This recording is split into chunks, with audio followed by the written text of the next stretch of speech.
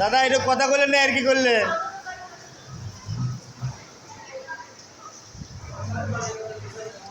আমি এখন আছি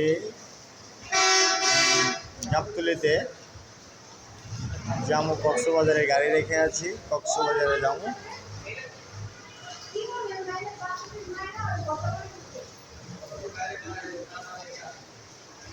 সবাই দোয়া করবেন আমি যেন ভালো হলে পৌঁছাই। গাড়ি চালাই যাই, গাড়ি এতদিন চালাইছি, আর এখন আজকে আপাতত গাড়িতে উঠে যাবো।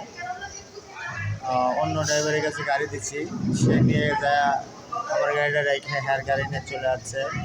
এখন আমার গাড়ি আনতে যাচ্ছি, অন্য গাড়িতে যাচ্ছি। বৃষ্টি বাদলের দিন, অনেক বৃষ্টি হচ্ছে বাইরে।